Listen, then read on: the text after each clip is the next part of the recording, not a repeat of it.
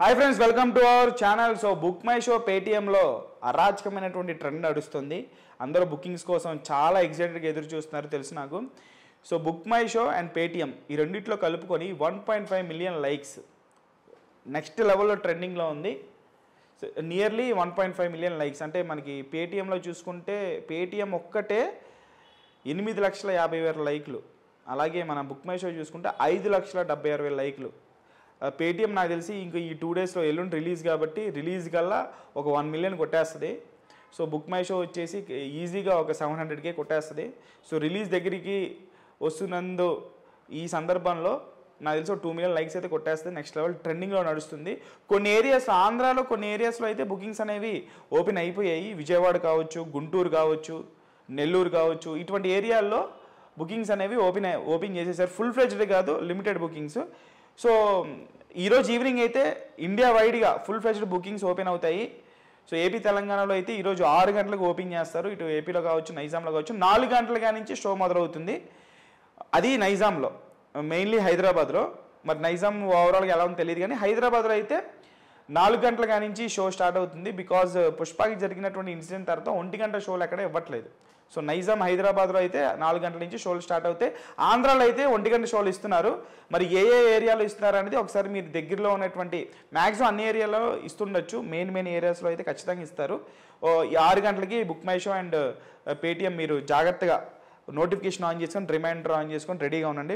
Tickets book చేసుకోవచ్చు. అలాగే రామ్ చరణ్ తాలూకు ప్రీవియస్ మూవీస్ డే 1 ఎంత కలెక్ట్ చేసి ఒకసారి మనం గమనిస్తే గేమ్ చేంజర్ ఎంత కలెక్ట్ చేయబోతుందో ఒకసారి మనం దాన్ని ప్రెడిక్ట్ చేయడానికి ట్రై చేద్దాం. సో ఆచార్య సినిమా మల్టీ స్టారర్ 29,50,00,000 మొదటి రోజు కలెక్ట్ చేసింది.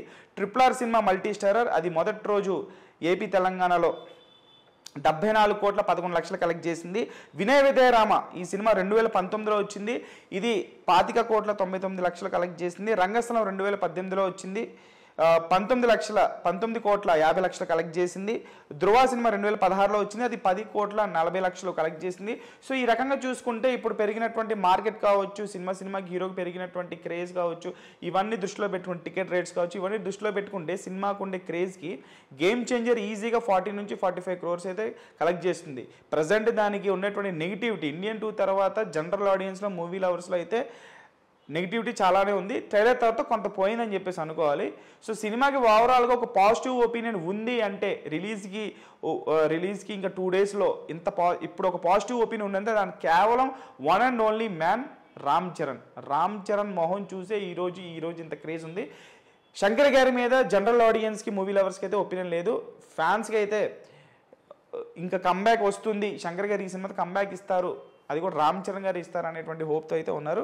సో నా వరకు అయితే ఈ గేమ్ చేంజర్ ఏపీ తెలంగాణలో మొదటి రోజు 40 నుంచి 45 కోట్ల వరకు అయితే ఈజీ కలెక్ట్ చేస్తుంది. కేక్ వాకు 50 కోట్లు కలెక్ట్ చేస్తే నెక్స్ట్ లెవెల్ ఆఫ్ క్రేజ్ ఉందని చెప్పేసి అనుకోవాలి. మరి మీరెంత కలెక్ట్ చేస్తుంది అనుకుంటున్నారు? ఏది ఏరియా థియేటర్లో టికెట్ బుక్ చేసుకున్నారు, ఎక్కడ చూస్తున్నారు అన్నది కూడా, ఎన్ని గంటల షో చూస్తున్నారు అన్నది కూడా కామెంట్ బాక్స్లో కామెంట్ చేయండి.